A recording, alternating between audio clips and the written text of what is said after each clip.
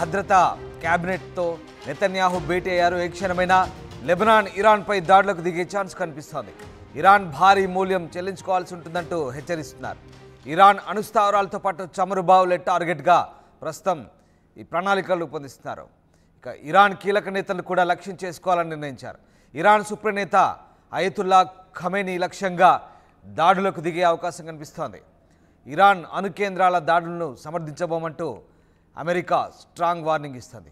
ఈ నేపథ్యంలో ఒక్కసారిగా ఇజ్రాయెల్ చేస్తున్న ప్రణాళికలు ఎటు దారి తీస్తాయంటూ ప్రపంచ దేశాలు భయాందోళనకు గురవుతున్నాయి. ముఖ్యంగా భద్రతా క్యాబినెట్తో నెతన్యాహు భేటీ ప్రస్తుతం సంచలనం రేపుతోంది. ఈ క్షణమైన లెబనాన్ ఇరాన్పై దాడులకు దిగే ఛాన్స్ కనిపిస్తోంది. ఇటు ఇరాన్ భారీ మూల్యం చెల్లించుకోవాల్సి ఉంటుందంటూ ఆయన హెచ్చరించిన నేపథ్యంలో ఇరాన్ అణుస్థావరాలతో పాటు చమురు బావుల టార్గెట్గా తెలుస్తుంది. ఇరాన్ కీలక నేతలను కూడా లక్ష్యం చేసుకోవాలని నిర్ణయించినట్టుగా తెలుస్తుంది. ఇరాన్ సుప్రనేత అయతుల్లా ఖొమేనీ లక్ష్యంగా దాడులకు దిగే ఛాన్స్ కనిపిస్తోంది. ఇరాన్ అణు కేంద్రాల దాడులను సమర్థించబోమంటూ అమెరికా వార్నింగ్ ఇస్తున్న నేపథ్యంలో మరి ఏం జరగబోతుందని మాత్రం ప్రస్తుతం ఉత్కంఠగా మారుతోంది.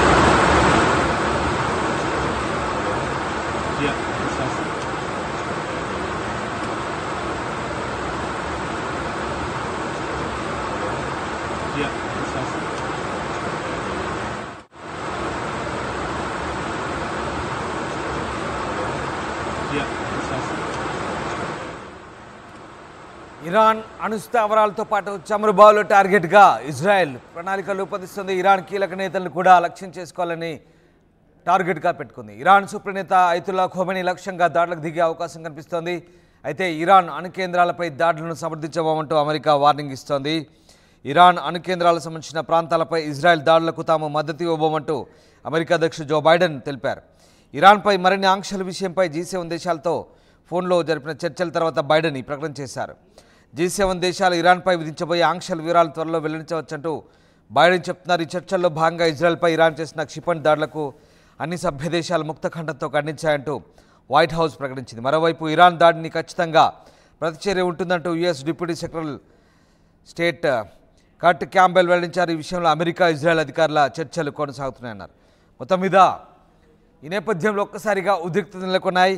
ఇటు ఇరాన్ దాడిని ఖండించిన కారణంగా ఐక్యరాజ్యసమితి సెక్రటరీ జనరల్ ఆంటోనియో గుటెరస్ను తమ దేశంలోకి ప్రవేశించకుండా నిషేధిస్తున్నట్లుగా ఇజ్రాయెల్ ప్రకటించింది.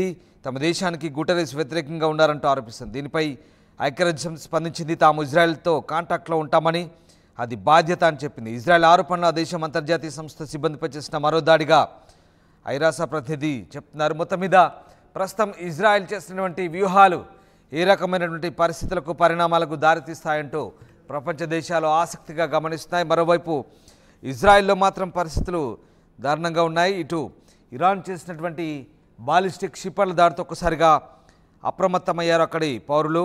ఈ నేపథ్యంలో తాజా దాడులతో ఒక్కసారిగా బంకర్లలో తలదాచుకుంటున్న పరిస్థితి. ముఖ్యంగా రాజధాని టెల్ అవీవ్తో పాటు అటు జెరూసలేం ప్రాంతాల్లో కూడా సైరన్ల మోత మోగుతూనే ఉంది. ఎప్పుడు ఏం జరగబోతుందననే భయాందోళనతో ఒక్కసారిగా జనాలు బిక్కుబిక్కుమంటూ గడుపుతున్న పరిస్థితి కనబడతా ఉంది. పశ్చిమాసియాలో ఉద్రిక్తతలు పెరుగుతున్న నేపథ్యంలో ఇటు ఇరాన్ ప్రతీకార దాడులకు దిగడంతో ఒక్కసారిగా ఇజ్రాయెల్లో చాలా చోట్ల ప్రజలు అప్రమత్తంగా ఉంటున్నారు. ఇరాన్ జరిపిన దాడుల్లో ఇజ్రాయెల్కి సంబంధించిన 8 మంది సైనికులు మృత్యువాత పడ్డారు. ఈ నేపథ్యంలో ఒక్కసారిగా అటు బంకర్లలో ప్రజలు తలదాచుకుంటున్న పరిస్థితి కనబడుతుంది. మరోవైపు భారతీయులు అప్రమత్తంగా ఉండాలంటూ భారతీయ ఎంబసీ ప్రకటిస్తుంది. ఏదైనా అత్యవసరమైతే తప్ప బయటకు రావద్దంటూ దగ్గరలో ఉన్నటువంటి బంకర్లకు సమీపంలో గడపాలంటూ చెప్తున్నారు. ఏ విషయమైనా కూడా భారత ఎంబసీకి, ఇండియన్ ఎంబసీకి ఎప్పటికప్పుడు సమాచారం చేరవేయాలని తాము ఇజ్రాయెల్ అధికారులతో సంప్రదింపులతో ఉన్నట్టుగా ఇండియన్ ఎంబసీ చెప్తోంది. మరోవైపు యూరోపియన్ యూనియన్, బ్రిటన్, అలాగే అమెరికా, భారత్ లాంటి దేశాలు తమ పౌరులకు హెచ్చరికలు జారీ చేస్తున్నాయి. ఒక్కసారిగా భారీ మిసైల్ క్షిపణులతో ఇరాన్ విరుచుపడంతో ఇజ్రాయెల్లో పౌరులు అప్రమత్తంగా ఉంటారు. మరి ముఖ్యంగా మన తెలుగు రాష్ట్రాల వారు చెందిన వారు కూడా ఇజ్రాయెల్లో చాలామంది ఉన్న నేపథ్యంలో వాళ్ళంతా కూడా ఈ దాడులతో కాస్త భయాందోళనకు గురవుతున్నారు. బంకర్లలో తలదాచుకుంటూ చాలా సేఫ్గా అవసరమైతే తప్ప బయటికి రావాలన్న సూచనలు భారత ఎంబసీ చెప్పిన సూచనలు ఎప్పటికప్పుడు పాటిస్తున్నామంటూ తెలుగువారు కూడా చెప్తున్న పరిస్థితి. కొంతమంది తెలుగువారు స్పందించారు. అక్కడ పరిస్థితులకు సంబంధించి ఏం మాట్లాడారో చూద్దాం. ఇది మన ఇండియన్ గ్రోసరీ. మన తెలుగు వాళ్ళమందరం కూడా ఇక్కడనే షాపింగ్ చేస్తాము. నిన్న రాత్రి ఇరాన్ మిసైల్స్ దాడి చేయడంతో కొంచెం అభద్రతానికి గురైనప్పటికీ ఒక అర్ధగంట సేపు బంకర్లో దాక్కుని తర్వాత బయటకు వచ్చినాము. ఇదంతా కూడా నార్మల్ గా వాతావరణం, ఎలాంటి ప్రాబ్లం లేదు. ఇదంతా కూడా ఇండియన్సే. ఇండియన్ షాప్స్ అన్ని ఓపెన్ అయినాయి.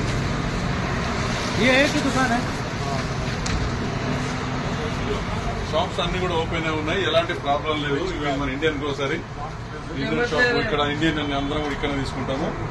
ఎలాంటి భయపడాల్సిన అవసరం లేదు. అంతా నార్మల్నే ఉంది. మన తెలుగు వాళ్ళందరూ కూడా సేఫ్ గానే ఉన్నారు. నిన్న రాత్రి 8 గంటలకు ఇరాన్ ఇజ్రాయెల్ పై దాడి చేయడం జరిగింది. దాంట్లో కొన్ని చోట్ల పడడం కూడా వాడడం కూడా జరిగింది. కొంచెం భయభ్రాంతులకు లోనైంది వాస్తవం, కానీ ఎలాంటి నష్టమైతే జరగలేదు. మన తెలుగు వాళ్ళందరూ బంకర్లలో సేఫ్గానే ఉన్నారు. ఈరోజు యథావిధిగా అన్ని ఓపెన్ అయినాయి. యథావిధిగానే మార్కెట్ అంతా ఓపెన్గానే ఉంది. ఎలాంటి భయాలు లేవు. ఇప్పుడైతే మొత్తం నార్మల్గానే వచ్చేసింది. ఇంకా భయపడాల్సిన అవసరం లేదు. ఇరాన్ నుంచి దాడులు జరిగినాయి. మళ్ళీ ఇప్పుడైతే నార్మల్గానే ఉంది. ఏదైతే 8 గంటలకు రాత్రి జరిగినప్పుడు అందరం షెల్టర్లో దాక్కోవడం జరిగింది. איראן שיגרה אתמול כ-200 טילים לעבר מדינת ישראל. איראן תקפה מרחבים אזרחיים וסיכנה חיי אזרחים רבים. הודות להתנהגות אזרחית נכונה ולהגנה מאוד איכותית, הנזק קטן יחסית. אנחנו נגיב. אנחנו יודעים לאתר מטרות חשובות, אנחנו יודעים גם לפגוע בצורה מדויקת ועוצמתית. הגעתי לפני כניסת החג לבסיס תל נוף של חיל האוויר. הבסיס פועל באופן מלא, הוא לא הפסיק לפעול לרגע וממשיך להוציא תקיפות בכל מקום בו נדרש. יש לנו יכולות להגיע ולתקוף בכל נקודה ונקודה במזרח התיכון. ומי מהאויבים שלנו שלא הבין זאת עד עכשיו, יבין זאת בקרוב. ערב החג צה"ל נלחם ותוקף בכל הזירות. חיילי צה"ל יציינו את החג בעזה, בלבנון, ביהודה ושומרון ובכל הגבולות, בכוחות מתוגברים ובכוננות שיא. אנחנו נלחמים ויודעים שהחג הזה לא שלם בלי החטופים. אנחנו מחויבים להמשיך ולעשות הכל בכדי להחזיר אותם.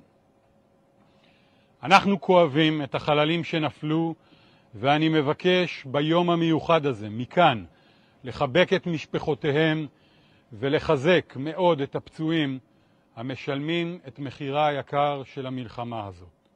שתהיה לכולנו שנה טובה יותר בהרבה מקודמתה. మాంగళ్య షాపింగ్ మాల్ లా ఏం కొన్నా స్పాట్ గిఫ్ట్ ఇస్తుర్రంట. రండిగా. మాంగళ్య షాపింగ్ మాల్ లో దసరా స్పాట్ గిఫ్ట్ పక్కా. ప్రతి 1000 రూపాయల కొనుగోలుపై ఖచ్చితమైన స్పాట్ గిఫ్ట్. ఈ ఆఫర్ అక్టోబర్ 1 నుంచి 11 వరకు మాత్రమే. మాంగళ్య షాపింగ్ మాల్, తెలంగాణ. రే ఇన్నరా, మాంగళ్య షాపింగ్ మాల్ లా ఏం కొన్నా స్పాట్ గిఫ్ట్ ఇస్తుర్రంట. రండిగా. రే ఇన్నరా.